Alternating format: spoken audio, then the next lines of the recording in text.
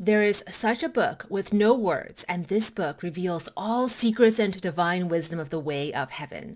Or so goes the lore and mystery of the Wordless Book of Heaven, 无字天书.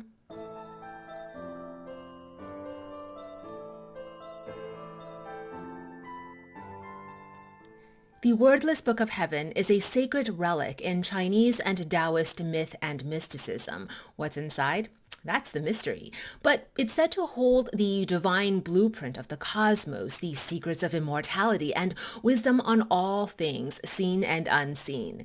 This isn't a book you read in the conventional sense. It has no words. It's not read. It's revealed, received through resonance, not reason. The Book of Heaven shows up in the myths and folklore of warrior sages, heroes, celestial goddesses like the Lady of the Nine Heavens or Shi Wangmu, the Queen Mother of the West, and Hermit in mortals. It's always a treasure passed from the divine to the human earthly realm. It's been described as a scroll of blank bamboo slips where golden calligraphy appears only to those who are worthy. It's a grimoire, a book of spells to command nature, gods, and spirits. It's the I Ching. We'll come back to that. Whatever the form, it isn't just sacred knowledge. It's revelation. The word tian for heaven here in the context of the Wordless Book of Heaven, 无字天书, is synonymous with the word Xuan, meaning mystery. So really it's designated the Wordless Book of Secrets. This Wordless Book of Mysteries, which is the Wordless Book of Heaven, is connected to the lore and mythology of the mysterious Lady of the Nine Heavens, Jiǔ Tiān Xuán Nû, goddess of martial arts, military strategy, occult wisdom, and protector of heroes and mystics. And if you're thinking, that's kind of random, switching out the word heaven for mysteries, there's well-established historical precedent for that in Taoist esoteric and mystical tradition. Xuan De, meaning the hidden code, is referenced in the Tao Te Ching verses 10, 51, and 65, and the concept of Xuan itself, the mysteries, and how it connects to the way of heaven or the Tao of heaven, is one of the key principles we want to study and understand when we're talking about Taoist magical traditions and even philosophical traditions as espoused in the Tao Te Ching. I want to do a whole video dedicated on Xuan De, the Taoist mysteries, so I won't delve too much into detail here. In short, 无字天书, the Wordless Book of Heaven, is myth, metaphor, and mystery, and by mystery, I mean the mystical practices associated with the Lady of the Nine Heavens, 九天玄女, 神话, the myth. In the legend of General Xue and the Five Treasures, Xue Rengui, or General Xue, is a historically documented Tang Dynasty warrior who also became mythologized and deified in the subsequent millennia.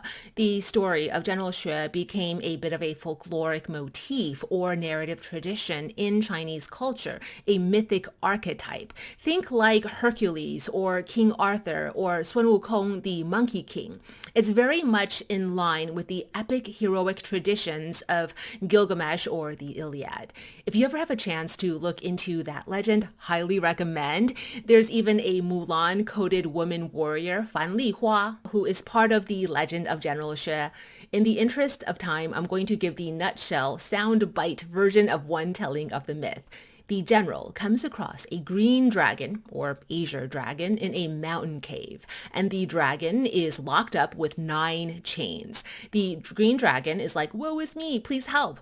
Our good-hearted, naive general says, yeah, sure, I'll free the dragon. So he frees the dragon of his chains, and the dragon flies off. Next, an attendant of the Lady of the Nine Heavens comes and finds General Xue and says, ooh boy, you better come with me. The Lady of the Nine Heavens is pissed. When the general goes to see the Lady of the Nine Heavens, she's all like, what the F, General Xue? That dragon was stirring up all sorts of trouble and disaster for the good people of the East. Now that you freed him, he's going to go back east and wreak havoc. Good job, dumbass. The general says, oh no, what can I do to redeem myself? Well, says the Lady of the Nine Heavens, you can start by fixing your mistake. Go east and capture the azure dragon. General Xue says, yes, I can totally do that.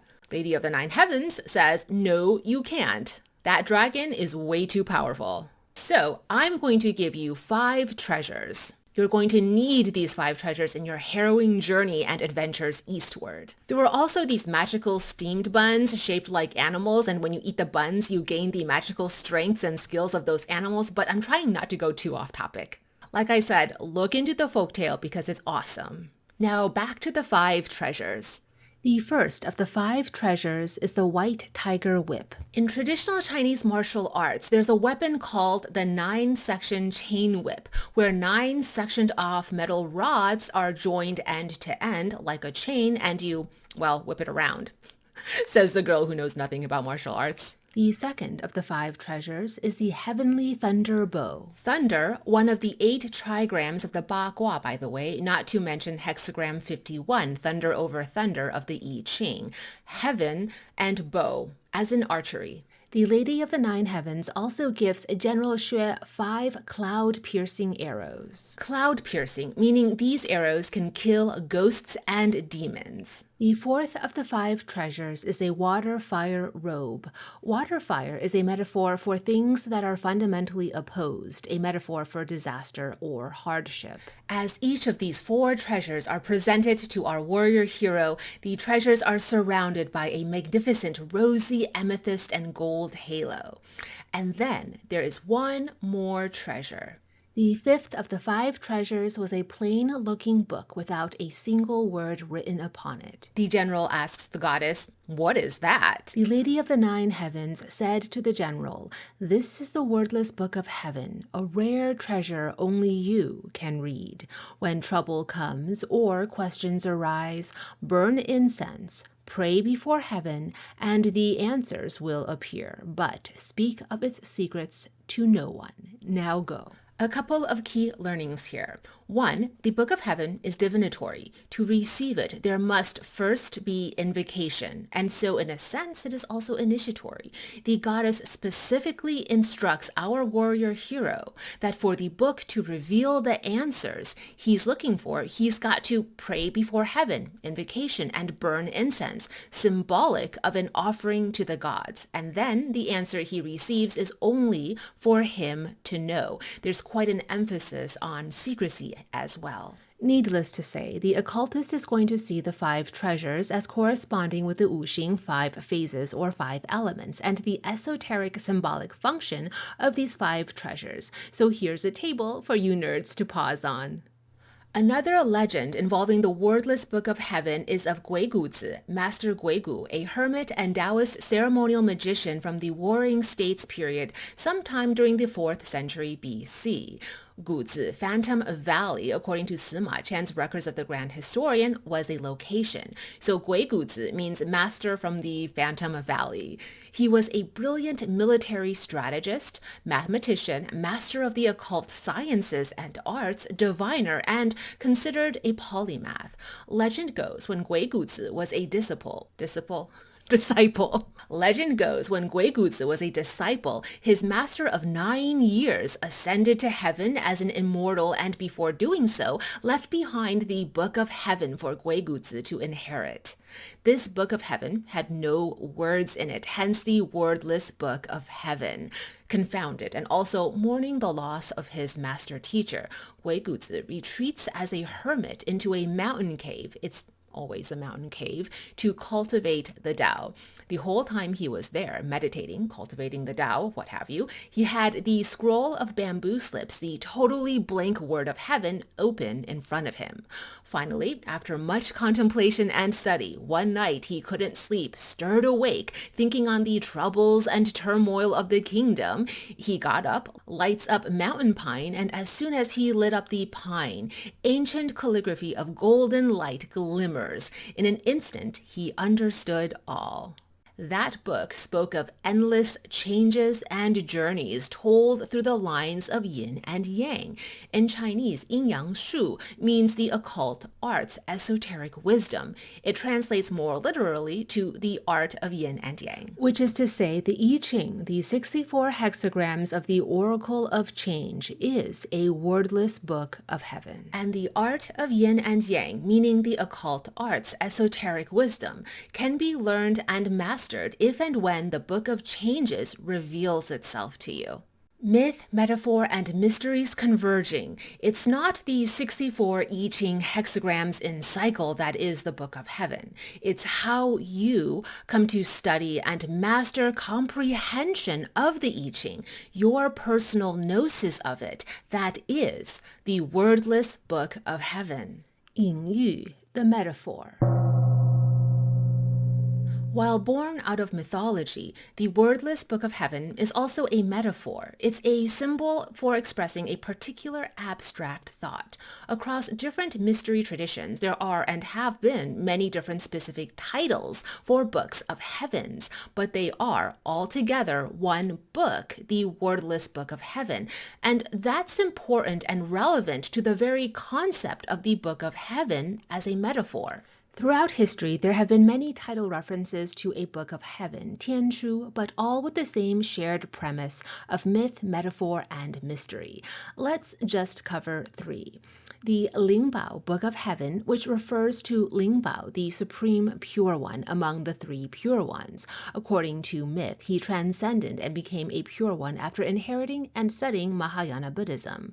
This reference is from Taiping Yulan, a Song Dynasty encyclopedia.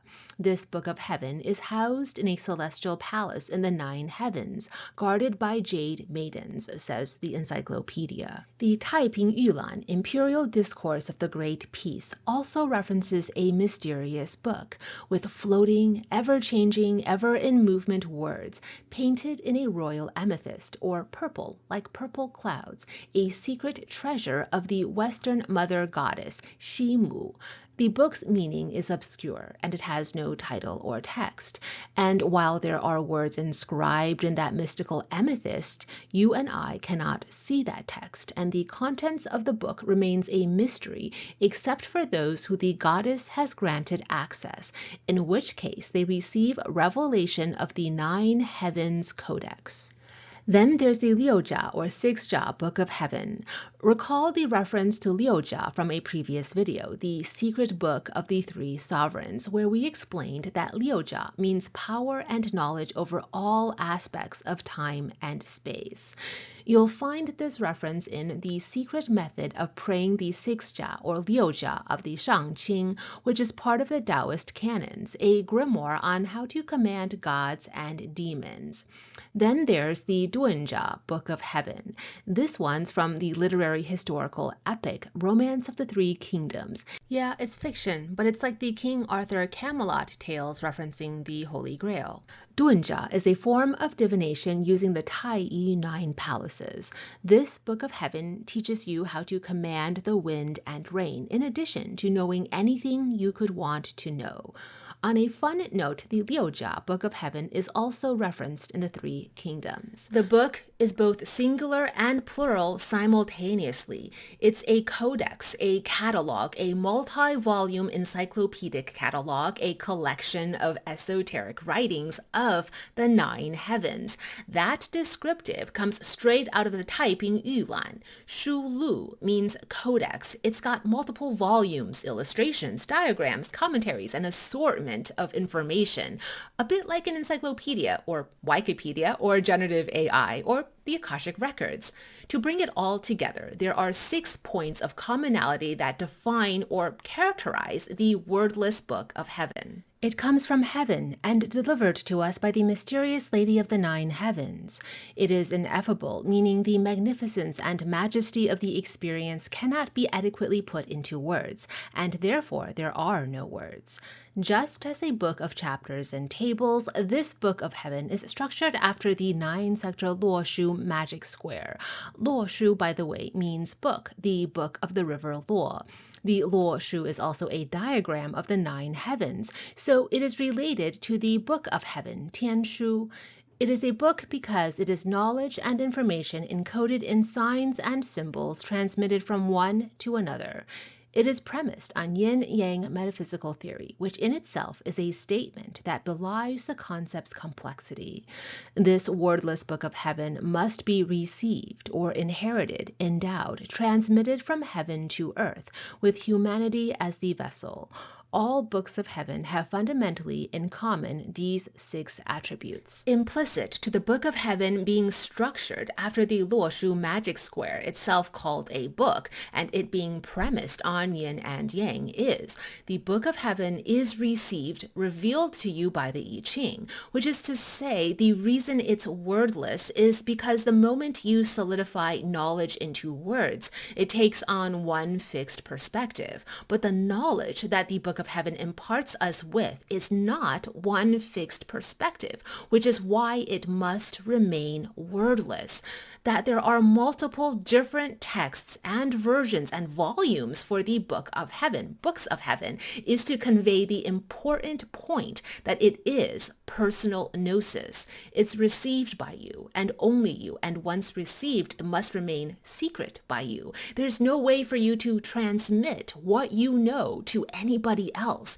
Each must receive the divine transmission for themselves. Your Book of Heaven is going to have a different title or name from my Book of Heaven. That is the metaphor of the wordless Book of Heaven, why it is the transcendental or eternal Tao, the Tao that cannot be spoken, the name, the title of the book that cannot be named. 神秘, the mysteries. I keep making comparisons to the Grail of Arthurian and European mythos because I think it's helpful given this channel's audience. You know how in Western mythology, the Holy Grail can be expressed as a Christian relic, Christ's chalice from the Last Supper, or you have the more esoteric mystery interpretations of it as a womb or divine feminine vessel, or perhaps it's just a metaphor for an inner spiritual quest, or it's an ancestral bloodline. There's even the belief that it's actually a sacred text, a book, or a geometric cube of space. And if you point fingers to say one way is right, another way is wrong, then you're probably kind of missing the point. Similarly, over the millennia, there are myriad concepts of what exactly the wordless Book of Heaven is. It's a book of spells. It's many books of spells. It's the I Ching. It's your own specific personal gnosis of the I Ching that is divinely downloaded into you by the gods. If you've watched past videos on this channel, then perhaps you recall mentions of the Inner Palace and the Book of Life and Death that is housed within the Inner Palace. Is the Book of Life and Death a parallel text to the wordless Book of Heaven, where one is from the upper world, heaven, and one is from the lower realm, the underworld, or are they one and the same? Quick recap. In a past video, we mentioned the Yuan Zhen Gong, or inner palace within each one of us, and access to our Book of Life and Death, and how in a state of trance you can journey there to access that Book of Life and Death to view anything you want to see, past, present, or future. In canonized Taoist mysteries, the lore is the Book of Life and Death is a fragment from the wordless Book of Heaven that was then secretly taken to the underworld, far, far from the 9 heavens. A special sort of magic was performed on the fragment for it to become what is now known as the Book of Life and Death. So now we consider it distinct and separate from the wordless Book of Heaven, though that is its legendary origins. Anyway, however one characterizes or defines the wordless Book of Heaven, and there are many differing perspectives, what is generally agreed upon is the wordless Book of Heaven represents sacred teachings, hence the mysteries. In its own way, it's initiatory, requires purification and or vows of redemption. Recall in the mythology, to receive the book, you need to be spiritually ready. To read any page from the book, once received, you have to set up an altar, burn incense, and invoke heaven. In almost every cultural telling of the book, its secret must be kept secret. You basically have no choice but to keep it secret because it cannot be transmitted from human to human, only from divine to human, heaven to earth. Like most mysteries in Western esoteric traditions, think the Eleusinian mysteries or the Orphic mysteries. It's based on a mythic framework. Most crucial of all is the concept of personal gnosis or direct gnosis of the Tao. By secret teachings, I mean knowledge and information about life, death, immortality, the soul, the divine, and the cosmic order of the universe. Secrecy and silence are of utmost importance for transmission of the book to occur, because it's a book that isn't written in words, but in resonance. Resonance is when one object, say you, vibrate at a frequency that allows you to sync up with the frequency of another object. When that energetic harmony happens, a connection, an alignment allows something intangible and ineffable to pass from one to another.